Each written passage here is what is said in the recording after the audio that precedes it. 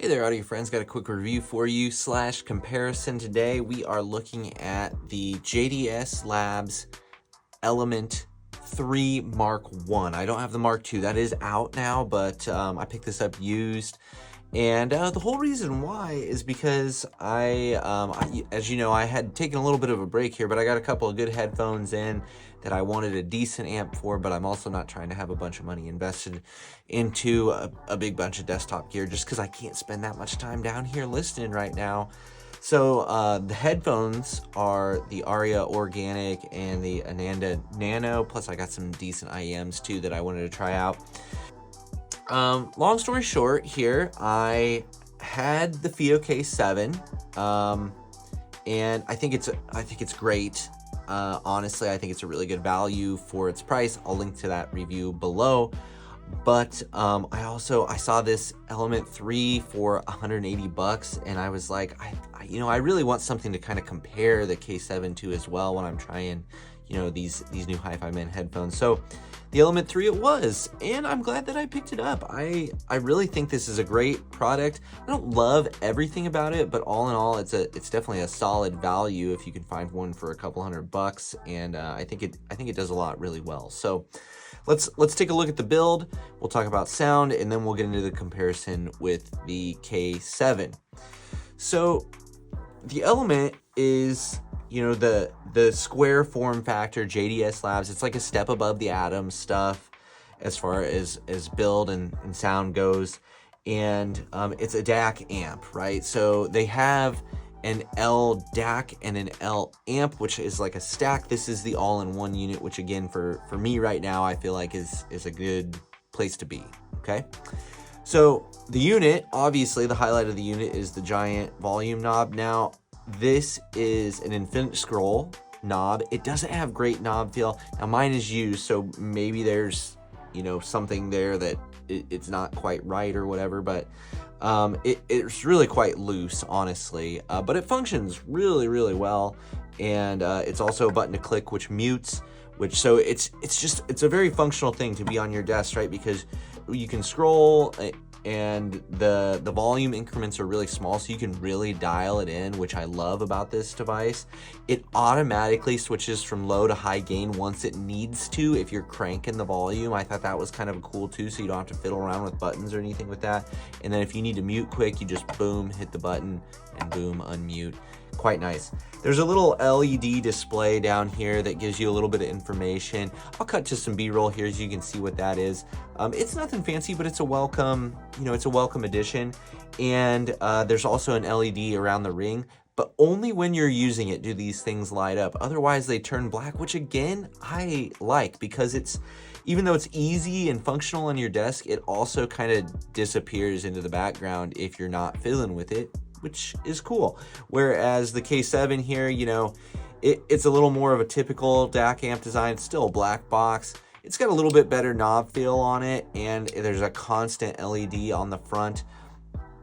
Of course, the other thing is this guy has balance as well, which this one does not, but I don't think balance is really a necessary thing, in my opinion. So what else do you get with the Element 3 here? Well, it's just got one output, 1/4 inch on the front, which, again, is simple. It works fine. If you're using something like an IEM or whatever, you may have to adapt it to 1/4 inch, which is a little bit of a pain in the butt, but, I get why they went this way with just a simple, clean design. So it really doesn't bother me all that much. Of course, if you have a bunch of balance cables and stuff like that you want to use, obviously you're out of luck here. Again, I think this device is for simplicity and ease of use, and they're not targeting a market of people who want to be like buying new cables and things like that. This is just for people that want to get a headphone and use it, right? And get some good sound. Around the back, again, we got a functional device here, right? You've got USB in, you've got optical in, you've got the power input, and then you got RCA outs, and then you got a headphone RCA toggle here on the back, so you can pop and you can switch it between which one, and there's satisfying clicks with those, and then you got just a power button here if you want to shut it off. I don't ever shut mine off, but you could if you wanted to.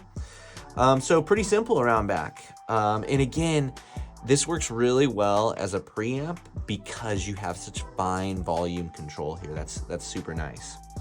So, function, good, adequate, simple, I like it. Let's talk sound comparison, right? I mean, obviously you're gonna get a little bit more functionality out of the K7 if you want. You know, you can do a line into this one if you want. You've got coaxial if you want. And again, you've got, you know, just power input and such, and it's USB and all that. This one has toggles on the front where you can do high-low gain and your preamp, and you can select your input there, right? Again, that stuff isn't necessarily needed on the JDS Labs. Sound-wise, it's not a clear winner, I would say. I really like the Fiio K7. It's very linear. It's adequately resolving for its price. It has a really good range in it as far as like power goes. You know, it's up to like 2 watts, but you know, it has a really low noise floor. It's THX and all that. It sounds good, right? But maybe it's a little on the dull side, I would say, right? If you're only listening to that, you're probably not gonna notice it as much. But as I was switching back and forth and going to the Element 3, I really found that it had like a little more life to it. I thought that things just popped a little bit more. I thought maybe spatial information was a little bit wider, a little bit better defined than on the K7. The K7 is not bad in that regard by any means, but I just felt like there was a little bit more in the Element 3 that drew me in, where I felt like the K7 was a little bit better at just playing in the background type of a thing. Of course, this is going to depend on what type of headphones you have and things like that, whether the sound matches up. I would say overall I preferred more stuff on the Element 3, but there was specifically the, I have a 990 600 ohm, which the Element 3 powered just fine, but because that headphone already has so much like sizzle and it is a little bit edgy, I preferred it on the smoother K7. But if you have smoother headphones, you know, I thought the Element 3 brought them out a little bit more, which is kind of the case with like the Nano and the Aria Organic, I thought. And also, so IEM wise, they both have really low noise floors, so I think they're both good for IEMs. Same story though, like I have the IE200, which I feel like can be a little edgy. Sounded better on the K7. I got the Blessing 3s right now, which I love that IM, and I think they're, I don't know, well, we'll do a review on those later. But anyway, I liked it better on the Element 3 because I thought it brought it to life a little bit more and played a little bit more to its strengths. So they're both excellent units. I mean, probably the K7 is probably easier to find for a better price, right? Like you can probably grab one, you know, on the used market for 160 bucks or something like that. I don't know how many Element 3s are on the used market. Like I said, I bought mine for 180. There is a new Mark II out, so that might mean, you know, used prices on the older model might be, you know, dropping down near the K7. But I don't know how many times those will come around because I think it's a fantastic unit. I think as far as the one I'm going to keep to just live here on my desk, I'm going to stick with the Element 3 for the time being.